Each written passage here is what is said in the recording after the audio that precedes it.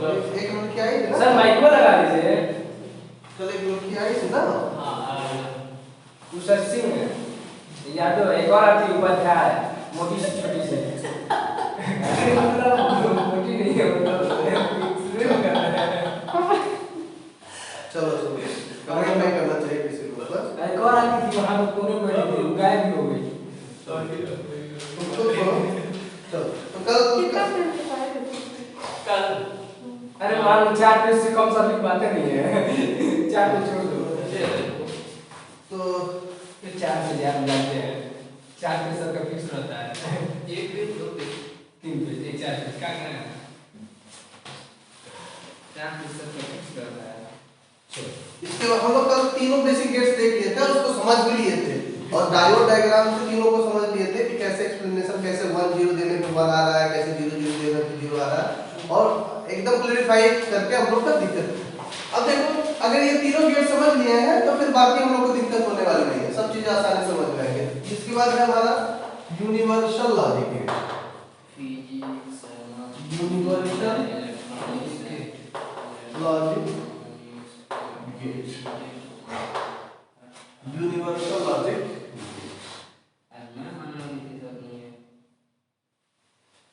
लिखो there are 2 universal logic gates sir एक minute रुकिए।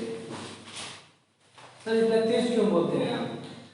सर ठंडी में हाथ नहीं काम कर रहा है सर, आज तो धीरे ही बोलिएगा क्योंकि आज सब उम्मीदवार हम से घर पे जो बैठे हुए हैं।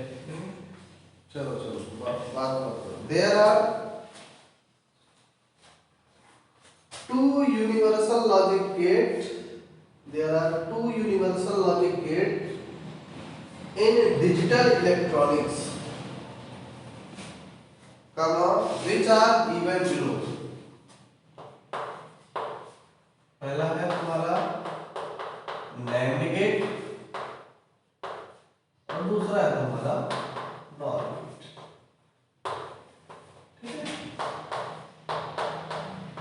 पहला हम लोग बात करते हैं NAND।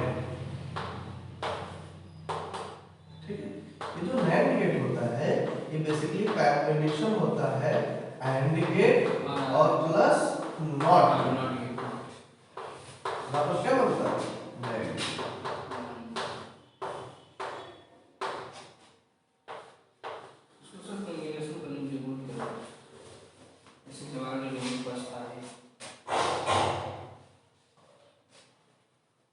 तो हम लोग देखो दोनों गेट का पढ़े हैं ना, नॉट एंड गेट भी पढ़े हैं और नॉट गेट भी पढ़े हैं।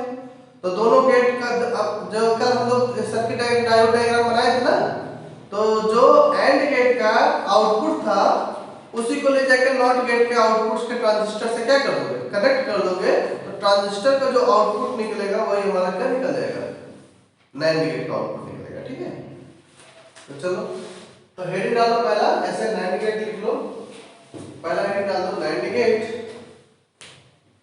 उसमें लिखो NAND gate is a combination of NAND gate is a combination of AND gate followed by NOT gate full stop. The output of NAND gate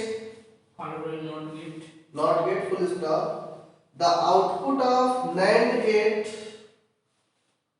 is inverse of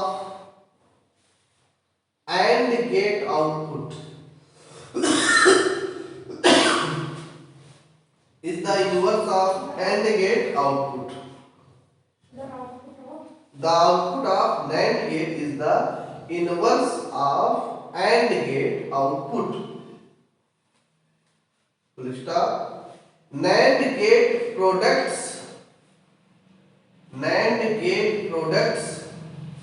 high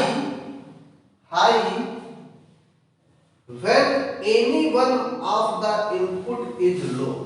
NAND gate products is high when any one of the input is low.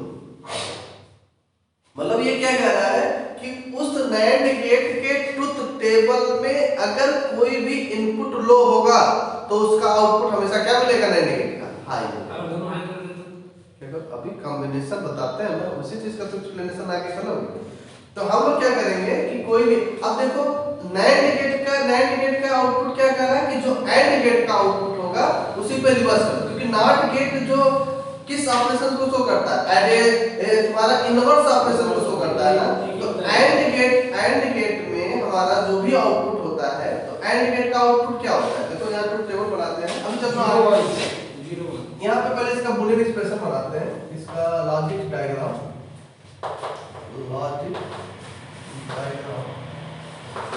Basically जो हमारा AND gate है, एक AND gate है, एक 2 input के बताते हैं। Let us consider 2 variables. Sir 2 variable, जो नॉट गेट होता है उसमें 1 होता है ना, 1 होता है, मतलब 1 ही इनपुट होता है ना। हाँ, 1 इनपुट एंड 1 आउटपुट होता है। तो आप बनाए नॉन, तो दोनों का कॉम्बिनेशन हो चाहिए, तो एक ही का दिख रहा है, दोनों का दिख रहा है। किसका, कहाँ पे, ये जो बनाए थे अभी बनाने दो फिर। तो लिखना स्टार्ट कर, हमने फिगर बन गया। तो पढ़ाई करना तो सीरियस होकर पढ़ाई करो, तभी पढ़ाई हो पाएगी। नहीं सर, हमको लगा हर चीज की एक लिमिट होती है, क्लास की एक लिमिट होती है। पहले चीजों को बात को सुनना चाहिए।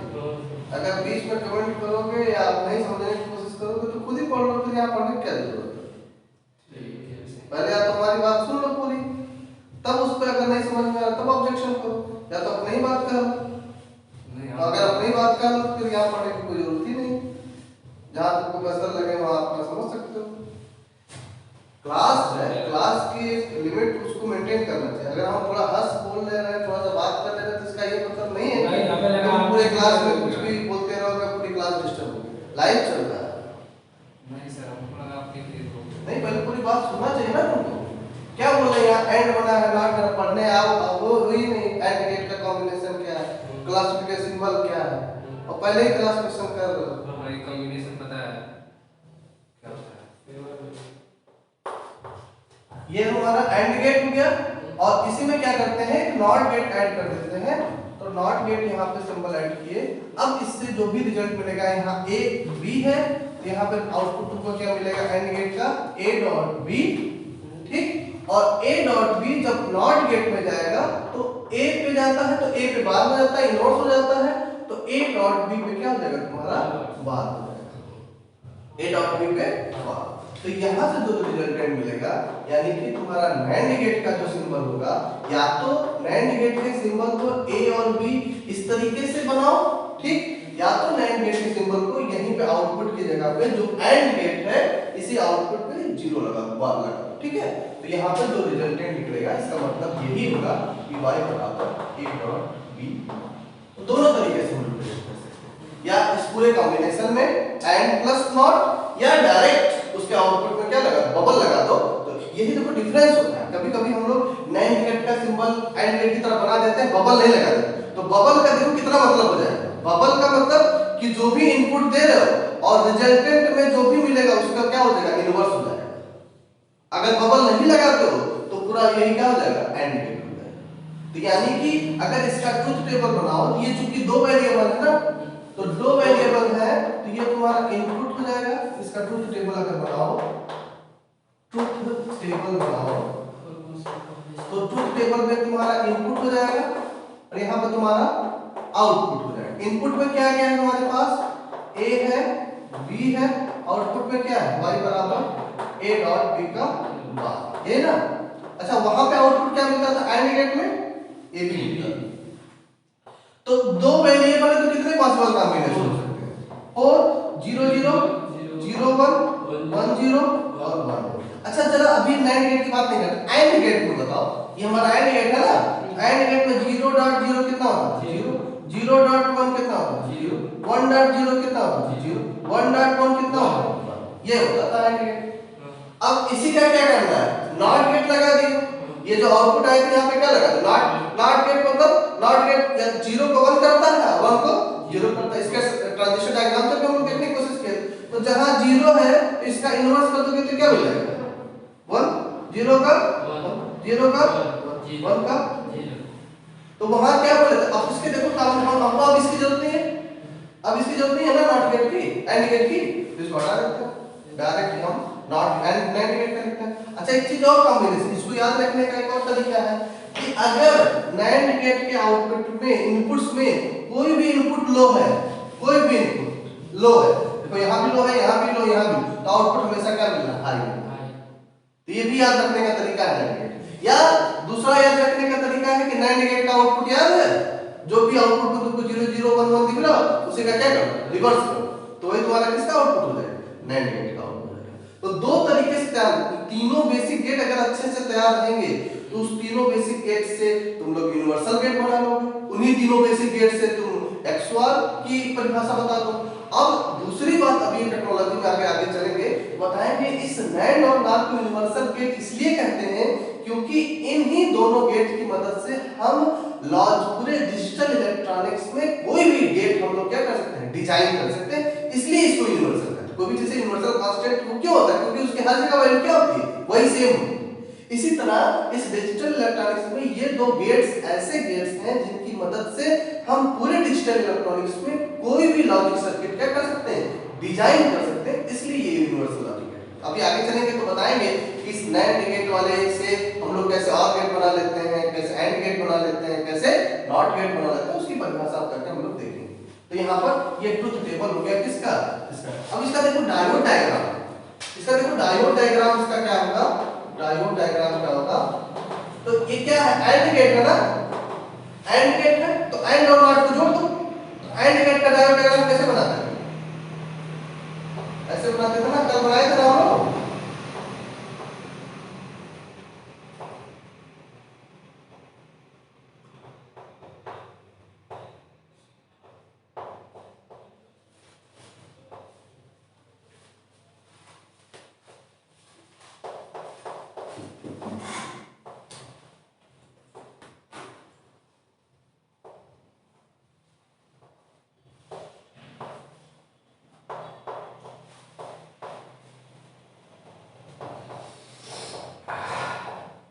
तुम्हारा ए टर्मिनल था, ये तुम्हारा बी टर्मिनल था,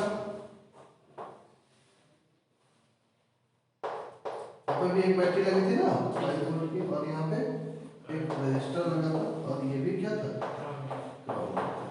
और यहाँ पर तुम्हारा आउटपुट ये ना था, ये डायोड D1 था, ये डायोड, ये तुम्हारा एंड गेट का सर्किट है।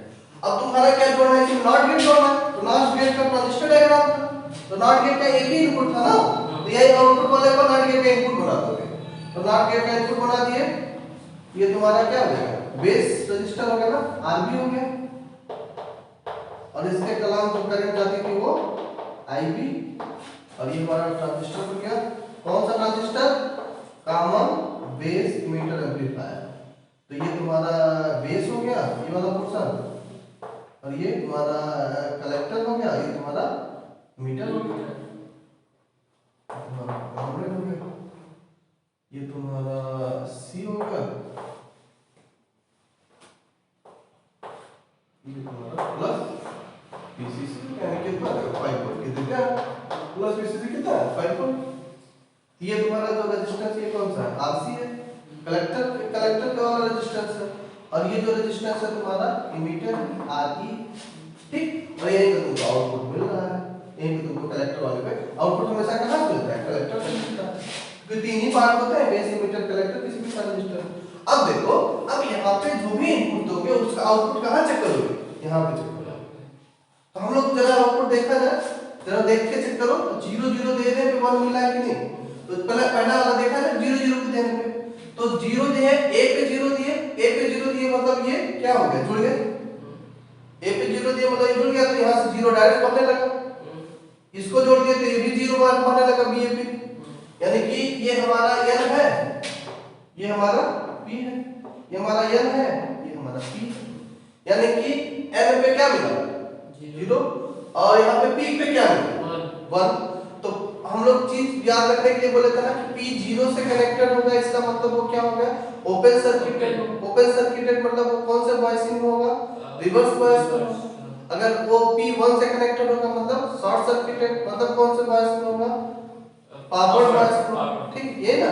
तो यहाँ पर 0 से कनेक्टेड है, ये 1 से कनेक्टेड है, तो ये हमारा कैसा सर्किट हुआ, वो P1 से कनेक्टेड हुआ, 1 से कनेक्टेड ओपन होता था, क्लोज होता था ना, क्लोज होता था, क्लोज होता फॉरवर्ड बायसिंग हो रही है, ठीक है। फॉरवर्ड बायसिंग हो रही है यानी ये 0 है, तो इस टर्मिनल पे भी आउटपुट क्या मिलेगा, वही 0 ही मिलेगा, क्योंकि ये दोनों जुड़ गया, ये दोनों क्लोज मतलब क्या, शॉर्ट सर्किट मतलब जुड़ गया, तो जुड़ गया मतलब जो भी वोल्टेज यहाँ से जा रहा तो यहाँ पे वही वोल्टेज आएगा ना, तो यहाँ भी वोल्टेज क्या मिल गया, 0। ऐसे इस टर्मिनल पे भी ये दोनों जुड़ जाएगा, शॉर्ट सर्किटेड हो जाएगा, ये दोनों भी जुड़ जाएंगे मतलब जो भी वोल्टेज जा रहा है यहाँ पे भी वोल्टेज क्या मिल जाएगा, 0 मिलेगा।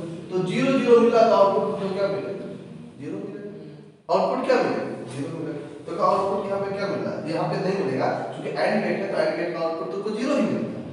अब देखो यहाँ पे जब 0 मिला यानी कि इसका इनपुट क्या होगा, इस ट्रांजिस्टर का इनपुट क्या होगा, 0। तो 0 मिल गया तो जो भी बेस करंट है वो क्या होगी, 0 मिल गया।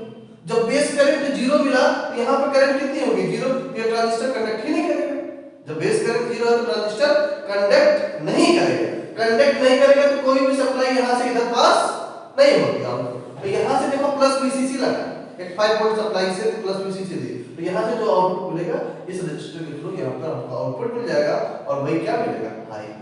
सर वहां से नहीं मिलेगा क्या यहाँ से जब पास वाई पे जो वाई है वहां से 5 वोल्ट का बैटरी जाता है पीछे सर, कहां से, यहाँ नहीं वाई क्या है ना, हाँ। उसके नीचे जो 5 वोल्ट का बैटरी लगा है तो वो वहां से नहीं करंट जाएगा। अरे भाई जब 0 डायरेक्ट यहाँ पे मिल जा रहा है ना, 0 उसके लिए जब रिवर्स करने के लिए तो यहाँ पे ये दोनों पे टर्मिनल 0 0 तो आउटपुट को 0 ही नहीं मिलेगा, 0 है तो 0 मिलेगा तो 0 जब गया तो बेस करंट 0 हो गया, ट्रांजिस्टर कंडक्ट ही नहीं किया, तो यहाँ से कोई सप्लाई इधर जाएगा ही नहीं। जब जाएगा नहीं तो यहाँ से प्लस किसी सप्लाई लगी हुई और हमको क्या मिलेगा। अब दूसरे केस में चलो देखते हैं, एक 1 1 पे देखते हैं, ये दूसरा अलग केस है ना, 1 1 पे देखते हैं। तो इसको 1 किए, इसको 1 किए, यानी कि अब ये अलग हो गए, ये इसके साथ कनेक्ट हो गए, स्विच इसके साथ कनेक्ट हो गए, इधर से 5 वोल्ट सप्लाई जाने लगी, यानी 5 वोल्ट मतलब 1 सप्लाई बराबर 1 और ना सप्लाई वाला ग्राउंडेड मतलब क्या, 0।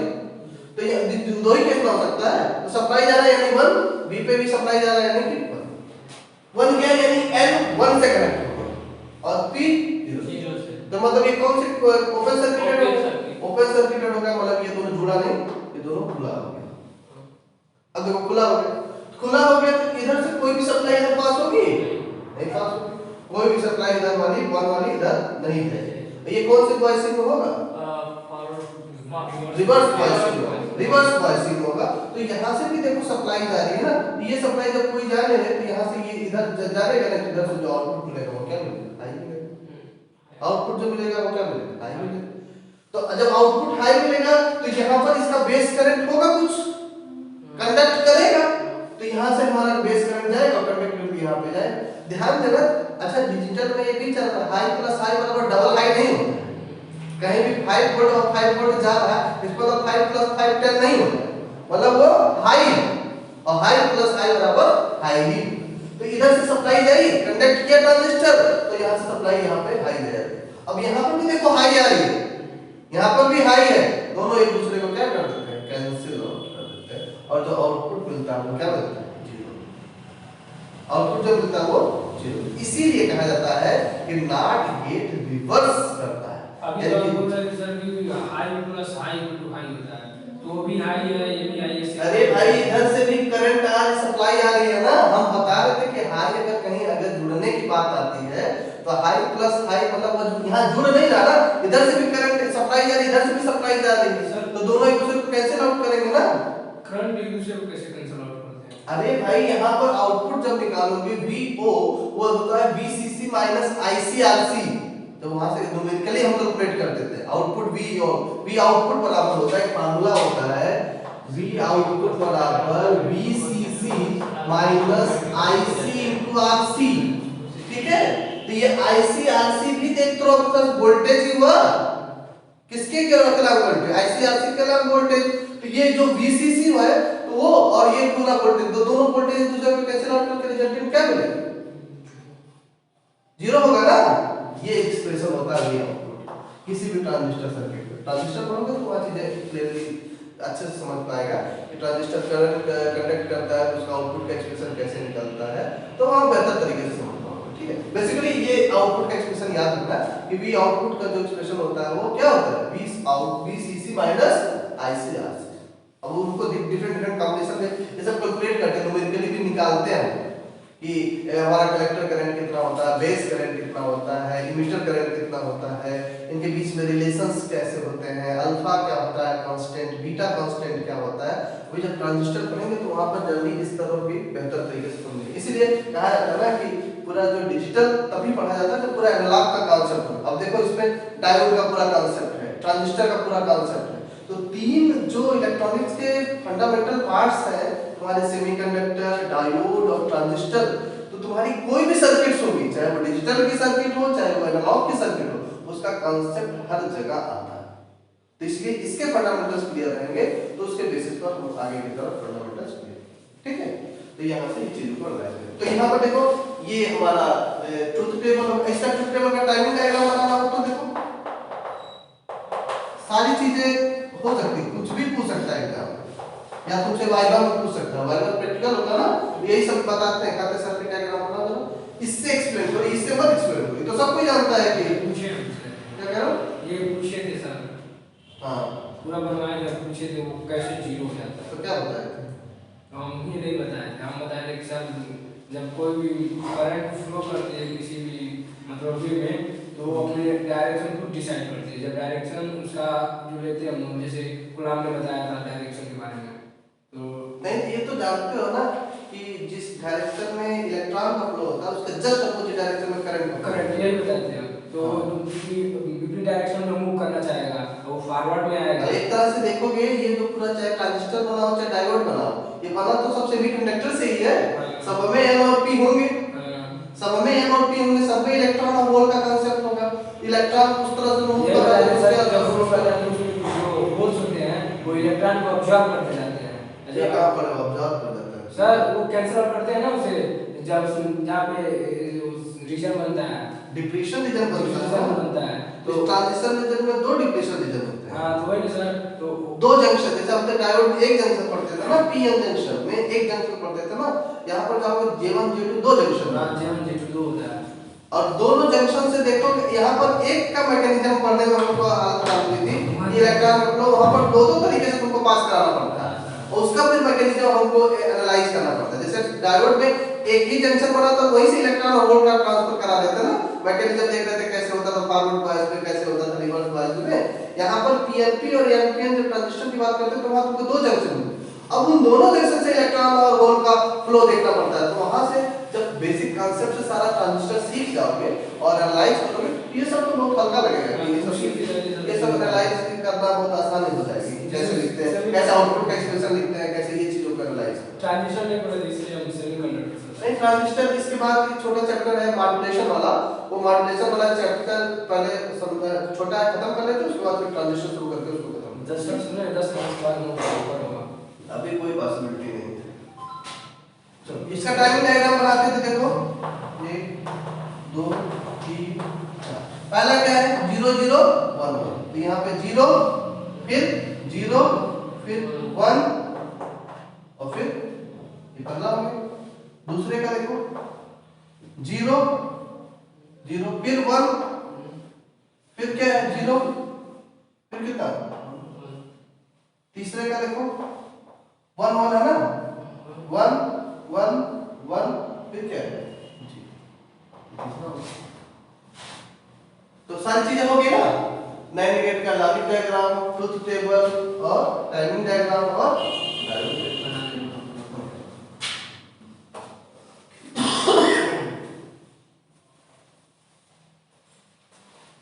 ऐसे बनाओ, इसको बहुत ज्यादा करने की जरूरत नहीं है।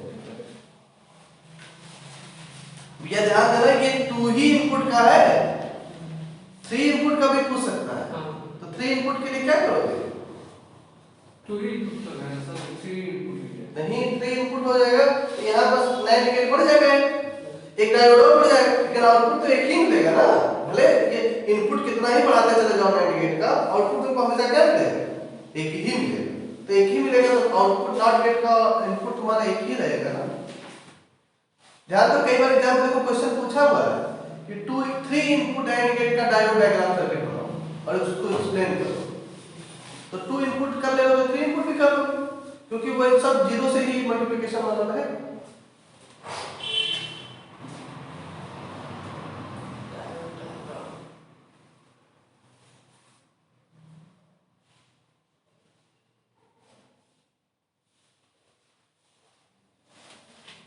अब चलो नैंड गेट की आईसी देखते हैं और नैंड गेट से सारे बेसिक गेट रियलाइज करते हैं। अच्छा कोई सिलेबस रखा है क्या? यूनिवर्सल गेट भी तुम लोग के सिलेबस रखे हो इसका? देखिए क्या क्या है, रियलाइजेशन भी है उसका एग्जाम में, नैंड गेट से आर एंड नॉट कैसे बनाया जाता है। क्या नहीं समझ में आ रहा उसको? इतना लंबा लंबा सब डेरिवेशन दिया है, एक दिन में एक लिखो तो डेरिवेशन तो लंबा रहेगा ही। अब डेरिवेशन पूछ रहा है सर, इतना लंबा क्वेश्चन पेपर नहीं देखते हो? पूछा है कि नहीं पूछा है? सही बात है।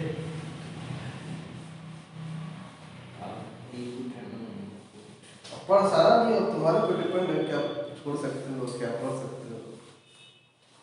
कहाँ पढ़े सर, अभी ट्रांजिशन है, मॉड्यूलेशन डिमॉड्यूलेशन है, फिर से तुम जो पढ़े जो पढ़े उसी में तो परेशान हो, आगे क्या पढ़ोगे? Binary system, Boolean algebra, binary system हो गया है, बूलियन अलजेब्रा भी हो गया, डिमार्गस थ्योरम भी हो गया, आर एंड नॉट गेट हो गया, नैंड नॉट और XOR gate, XOR gate, university of NOR and NAND है, यूनिवर्सिटी है, ठीक है। इसके साथ ही बताते चलते यूनिवर्सिटी ऑफ नैंड गेट भी बना देते हैं और फिर नॉर गेट का एक्सओआर एक्सओआर गेट बता देते हैं, ठीक है।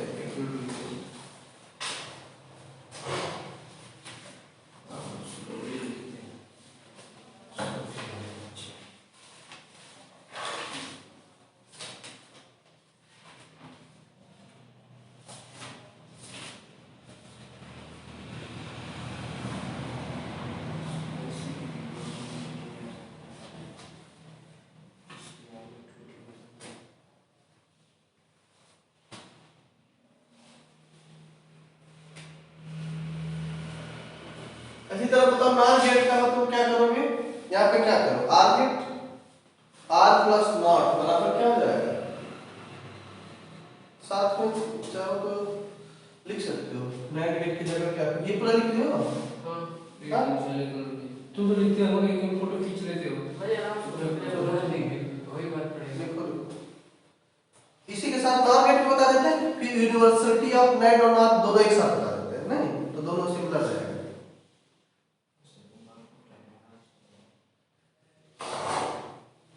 इस साइड वाला पूरा लिख लियो, इधर का पूरा लिख दिया, हाँ। ये हो जाए डायग्राम।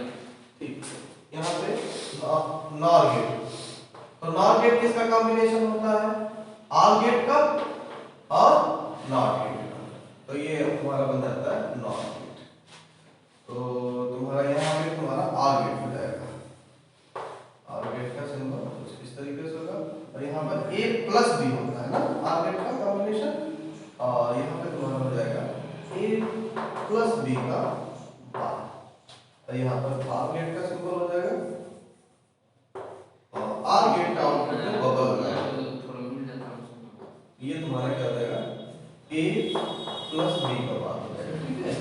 इसका ट्रुथ टेबल बनाओगे तो 0 0 आर गेट में 0 प्लस 0 क्या होता था? 0 और 0 प्लस 1 कितना होता था? 1, 1 प्लस 0 कितना होता था? 1, 1 प्लस 1 कितना होता था? 1 होता था, यही होता था ना। और इसका रिवर्स करोगे तो यहाँ 0 का क्या हो जाएगा? 1, यहाँ 1 का क्या हो जाएगा? 0, यहाँ 1 का क्या हो जाएगा? 0, यहाँ 1 का क्या हो जाएगा? 0। इसको हटा दो, ठीक है ना, इसको हटा दो, ये तुम्हारा हो जाएगा नॉर गेट का आउटपुट ए प्लस बी का बार। मतलब if any input is low, if any input is 1, output is always 0। If any input is 1, output is always 0। यहाँ पे लिखो if any input is 1, the output is always low, ठीक है। इसका timing diagram बनाते हैं।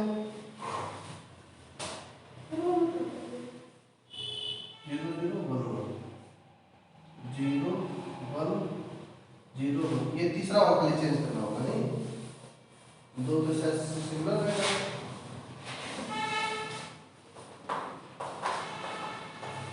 तीसरा क्या है, 1 है, फिर 0 0 और 1 0 0।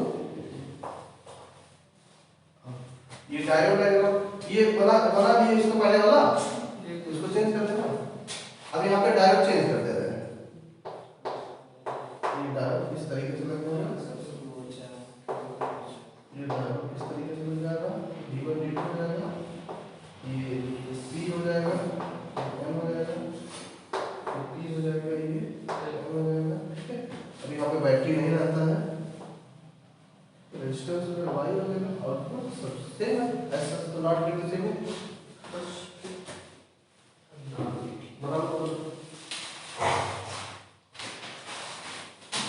एक लाइन नॉट गेट के डेफिनेशन लिख लो, नॉट गेट की हेडिंग डाल के डेफिनेशन में एक लाइन लिख लो, not gate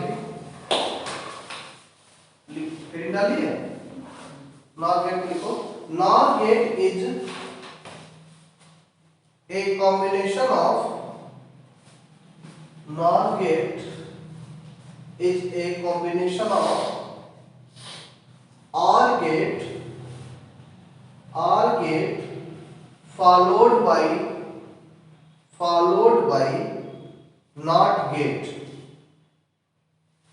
full stop. So the output of NOR gate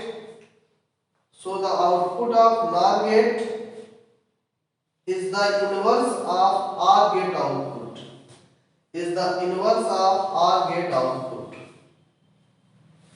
full stop. The NOR gate gives a low output, inverse of OR gate output, full stop.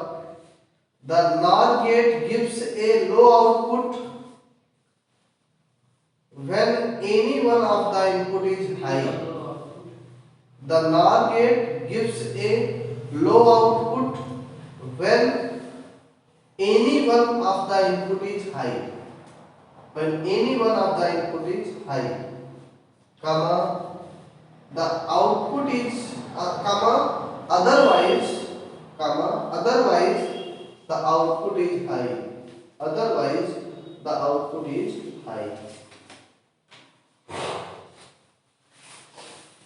तो पूरा बना क्या लिखे, the NOR gate when any one of the input is high, comma otherwise the output is high, ठीक। अब ये पूरा बना ठीक। अब वहां एंड और नॉट था, यहाँ पे क्या हो जाएगा, आर और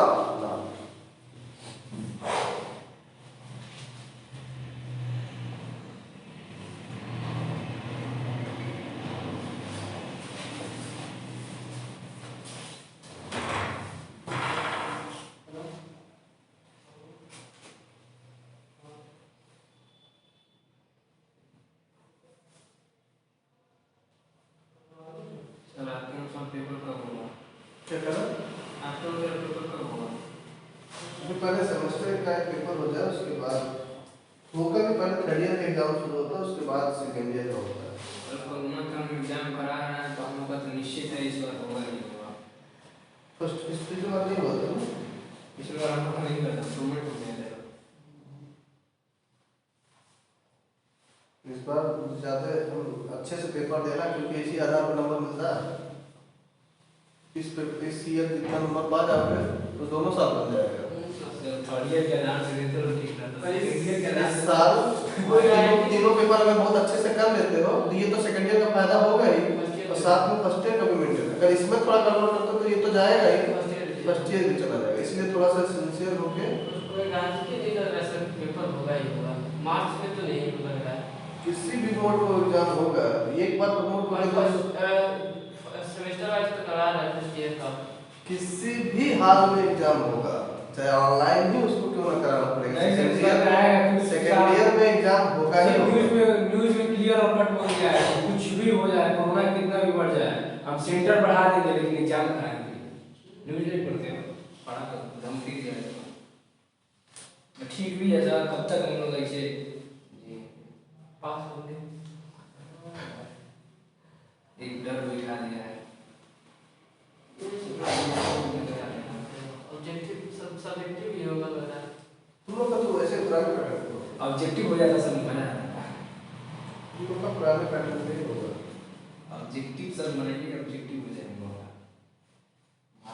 ऑब्जेक्टिव और खतरनाक आएगा तो पास हो जाओगे 100%। अरे सर अगर गलत हुआ तो उसमें कुछ कर भी नहीं सकता है, गलत तो गलत।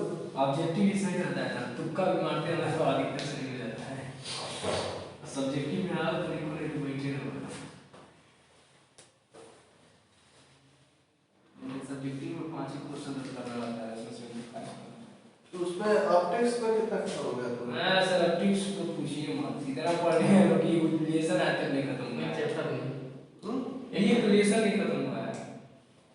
सर से हम लोग कहते हैं मैम से, अरे हो जाएगा ना, हम है ना, वो लोग का पेपर में कोई नहीं नहीं ऐसे नहीं। और ये था थर्मल में वो तो चल रहा है।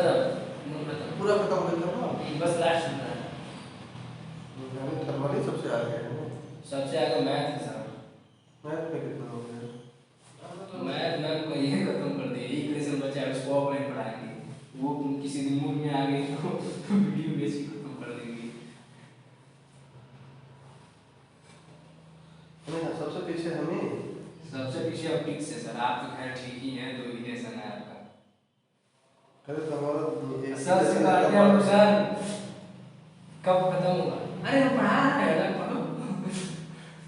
सर जहाँ तो जो टॉपिक उठा लिए पढ़ाते हैं। सर कोई सीक्वेंस से पढ़ाते नहीं है, कभी ऑप्टिक्स के थी वेव ऑप्टिक्स चलते हैं तो कभी रे ऑप्टिक्स में आ जाते हैं, कभी रे में चलते जाते हैं वेव पे आ जाते हैं, समझ में नहीं आता है कहाँ जाते हैं। सीक्वेंस से पढ़ाया जाए तो कुछ समझ में आता है। सर एक लेसन भी पढ़ा है, गारंटी दे रहा हूं कोई लिख भी नहीं पाएगा, सबको तो पता नहीं लिखना नहीं लिख पाएंगे। तुम लोग को कहना चाहिए ना कि ये चीज पढ़ लो उसको खत्म हो फिर उसके बाद वाला टॉपिक ये सब से पढ़ो। पढ़ाए जो जो कहो तो वही ना सर कहते हैं हम पढ़ाएंगे कि तुम लोग पढ़ाना है, तो क्या करें।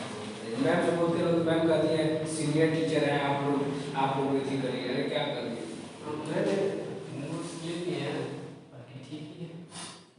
नोट्स फोटोकॉपी है बेटा का। सर क्या करेंगे हम लोग, कोई पूछ देगा हाँ कोई पूछ देगा तो जान पा देंगे जो आया कहाँ से। तिनका सा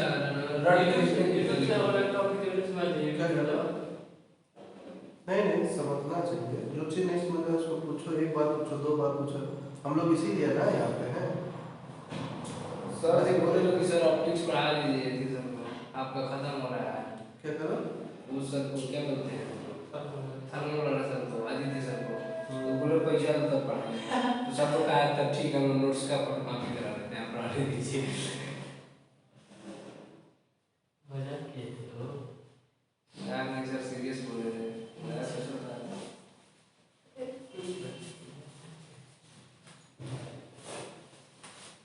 मोर सब फोन के प्रोग्रेस है।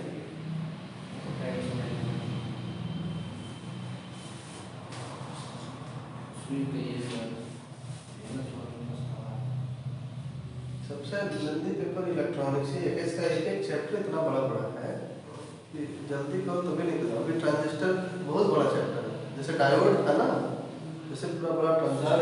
उसमें भी ऑप्टिक्स में ना एप्लीकेशन इमेज आदर कोचिंग में 3 मंथ में खत्म हुआ है, 2-3 मंथ लग गया है। सर कहते हैं कि हम 1 सप्ताह पढ़ाएंगे, पता नहीं कैसे। ऑप्टिकल स्टूडेंट सर इतना लंबा चैप्टर है, तो उसको कहते हैं 4 दिन करेंगे। अब बताइए सर कैसे पढ़ाएंगे, पूरे एक चैप्टर है 4 दिन 1 मंथ। तुम्हारी प्रॉब्लम नहीं है ना, सर की प्रॉब्लम है। सर समझ में नहीं आना चाहिए, जो पढ़ाया वो नहीं समझ में आया, जो 2 दिन का है जो नहीं समझ उसको ऑन द स्पॉट पूछना चाहिए ना कि सर मुझे नहीं आता था, वो लगते हैं इधर उधर पूछने, ये एमएससी है यहाँ पे है वहाँ पे है, अरे उसका मुकाम तो है कहाँ पे, हमको जहाँ पे है वहाँ पे समझ में आना चाहिए। ये नहीं कह रहे हैं, देखो ऐसा नहीं होता है पढ़ाई का तरीका। जैसे मान लीजिए सर कोई टॉपिक पढ़ा रहे हैं, ठीक है, वो बेसिक कॉन्सेप्ट से तो चीज़ें बताएंगे, समझा दिए, ठीक। अब आपको अगर उसमें से नहीं समझ में आ रहा तो आप उनसे सर बोल दो कि सर यहाँ तक चीज़ें ये हमको समझ में आई, इसके बाद ये चीज़ें नहीं समझ में आ रही, इसको बस समझा दीजिए, बस उस पर डिस्कस करना नहीं है उनसे ना किसी से भी डिस्कस नहीं किया है। देखो हाँ, तुम लोग क्या लर्निंग पीरियड में हो, सीखने की क्षमता होनी चाहिए। एनी हाउ उस प्रकार किसी से भी हम हर जगह एक ही तरह का सिनेरियो ढूंढोगे पूरे मार्केट में, तो ऐसा पॉसिबल है क्या एक ही तरीके की चीजें हर जगह मिल पाए? नहीं पॉसिबल है ना। तो हमको उसी अनुरूप ढलना पड़ता है और उसकी तरह से मैनेज करना पड़ता है कि हम जो हमको जहाँ तक समझ में आ रहा है जो समझ में नहीं आता वही पूछ सकते हैं, पर तो उसमें पूछते हैं। तो पूछते हैं, तो हम उस चीज को तो क्लेरिफाई आप टॉपिक में बताते हैं, सब टॉपिक के बाहर चले जाते हैं, वो नहीं लगता है कौन सी चीज है वो क्या कर बताइए। इसलिए कोई आता भी नहीं ऑप्टिक्स की क्लास में, कोई नहीं आता है। एक तुम आते हो, उसके अलावा कोई आता है? हाँ ये और आ जाती है। चलो ठीक है।